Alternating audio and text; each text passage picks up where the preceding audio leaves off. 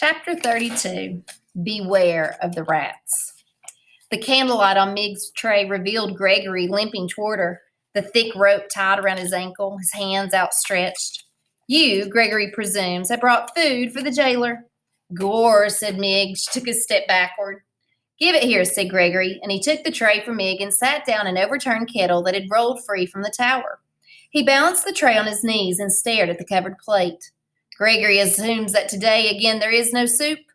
Eh? Said Mig. Soup, shouted Gregory. Illegal, shouted Mig back.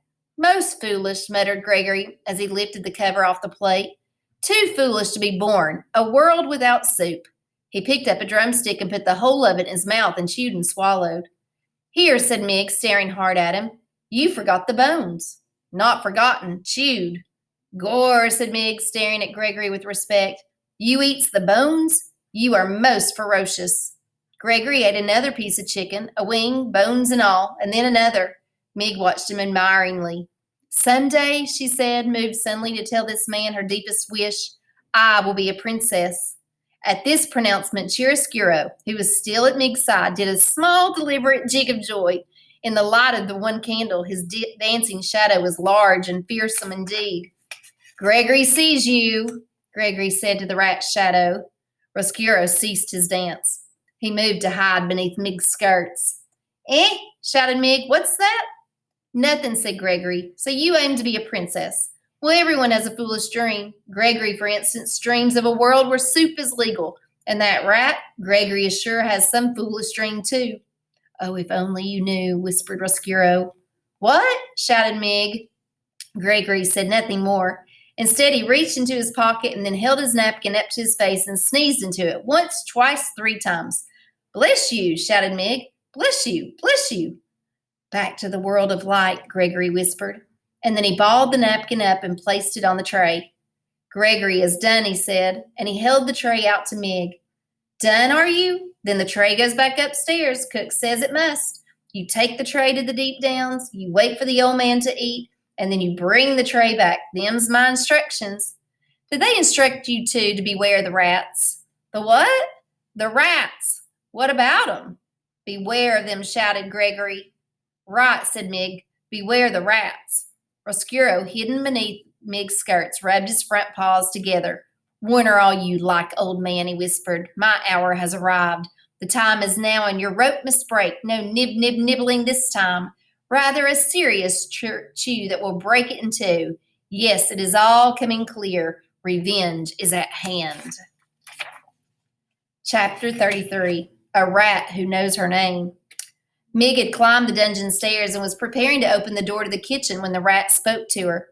May I detain you for a moment? Mig looked to her left and then to her right. Down here, said Roscuro. Mig looked at the floor. Gore, she said, but you're a rat, ain't you? And didn't the old man just warn me as such? Beware the rats, he said. She held the tray up higher so that the light from the candle shone directly on Roscuro and the golden spoon on his head and the blood-red cloak around his neck. There's no need to panic, none at all, said Roscuro. As he talked, he reached behind his back and using the handle, he raised the soup spoon off his head, much in the manner of a man lifting his hat to a lady. Gore, said Mig, a rat with manners. Yes, said Roscuro. How do you do? My papa had him some cloth much like yours, Mr. Rat, said Mig. Red like that. He traded me for it. Ah, said Roscuro, and he smiled a large, knowing smile. Did he really? That is a terrible story, a tragic story. Reader, if you will pardon me, we must pause for a moment to consider a great and unusual thing, a portentous thing. That great, unusual, portentous thing is this. Roscuro's voice was perfectly pitched to make its way through the tortuous path of Mig's broken-down cauliflower ears. That is to say, dear reader, Miggery Sow heard, perfect and true, every single word the rat Roscuro uttered. You have known your share of tragedy, said Roscuro to Mig. Perhaps it is time for you to make the acquaintance of triumph and glory. Triumph, said Mig. Glory? Allow me to introduce myself, said Roscuro. I am Chiaroscuro. My friends call me Roscuro, and your name is Miggery Sow. And it is true, is it not, that most people call you simply Mig? Ain't that the thing? Shouted Mig, a rat who knows my name.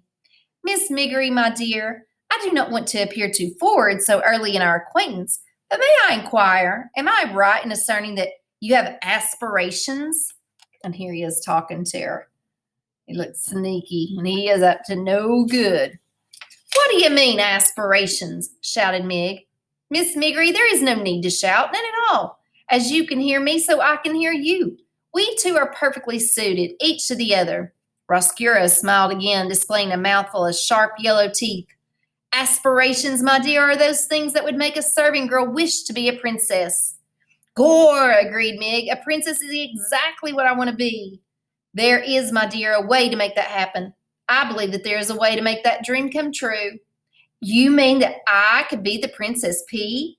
Oh, yes, Your Highness, said Roscuro, and he swept the spoon off his head and bowed deeply at his waist.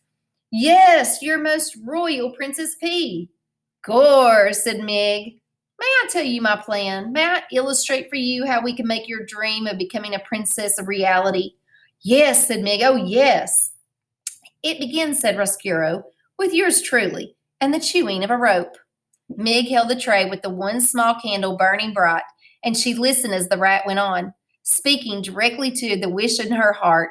So passionately did Roscuro speak, and so intently did the serving girl listen, that neither noticed as the napkin on the tray moved, nor did they hear the small mouse-like noises of disbelief and outrage that issued from the napkin as Roscuro went on unfolding, step by step, his diabolical plan to bring the princess to darkness. End of the third book. So remember when Gregory the jailer said back to the light, and he crumbled up his Kleenex or his tissue and he put it on the tray? Despereaux was in there. So Despereaux had told him all the stories and their friends. So he's like, I'm going to save your life. And so he put him on the tray, and Mig has carried him up. And he's also hearing this whole plan of Roscuro's to get revenge on the princess, which is his, deepest desire. Now, the fourth book is called Recalled to the Light. So that's Despereaux. He's been called back up to the outstairs. Not really called back, but that's where he is. And I'm going to stop there today because I just want to start fresh on Monday. We're going to finish reading this book by Friday this week. This is the last book, book 4. So we've had a book about Despereaux, a book about Roscuro, a book about Mig, and now all of them are going to come together, and we're going to learn how they intermix with each other. It's exciting. Okay, I'll see you on Monday. Have a great weekend.